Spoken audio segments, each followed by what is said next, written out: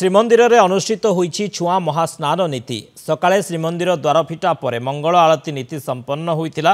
एहा परे मैलम नीति संपन्न पर छुआ हो जाइथिबा हेतु छुआ महास्नान नीति अनुष्ठित होइतिला। प्राय अध घंटा धरी बंद रहिथिला सर्वसाधारण दर्शन। महास्नान नीति शेष हेबा परे पुणी अन्यान्य नीति आरंभ होइतिला। महास्नान पूजा शेष पर मैलम नीति करा जाई महाप्रभुंकर तड़प लागि अवकाश पूजा नीति करा जाइछि। सौमित्र हरिचंदन पूरी ब्यूरो हेड आम सहित ऑनलाइन जोड़ी होती देख आलोचना करवा। सौमित्र श्रीमंदिर में छुआ महास्नान कहीं कौन छुआ होगला जो कि एभली महास्नान करने को पड़ा। देखो सत्यम रखा चाहे आज सका दैनंदिन नीतिकांति भली श्रीमंदिर द्वारफिटा नीति अनुष्ठित होता। पाखापाखि 6टा पर द्वारफिटा नीति होता। महाप्रभु द्वारफिटा नीति पर भीतर शुद्ध नीति परवर्ती समय महाप्रभु मंगल आरती नीति मंगल आरती नीति पर महाप्रभु मैलम नीति अनुष्ठित होता।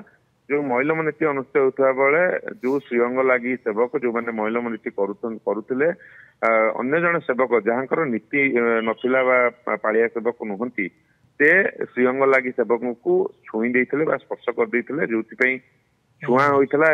एथि श्रीमंदिर जो परंपरा विधि अनुसार छुआ महास्नान नीति पाखापाखि अध घंटा पर्यंत यही छुआ महास्नान नीति अनुष्ठित होता। समय सर्वसाधारण दर्शन को बंद रखा। साधारणतः मंगल आरती पर सर्वसाधारण दर्शन अनुष्ठित होता है कि जेहेतु मैलम नीति समय छुआ महास्नान होता तेणु छुआ महास्नान नीति सर्वसाधारण दर्शन को बंद रखा। परवर्त समय छुआ महास्नान नीति शेष होगा पुनर्बार महाप्रभुंर मैलम नीति आरंभ होता। मैलम नीति पर महाप्रभु तड़प लगी नीति बर्तमान महाप्रभु अवकाश नीति अनुष्ठित होती।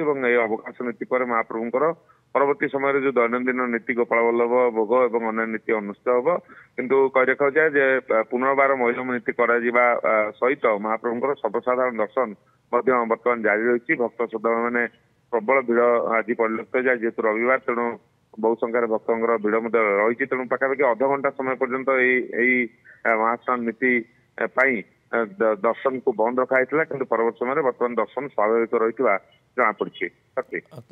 बहुत बहुत धन्यवाद सौमित्र समस्त सूचना।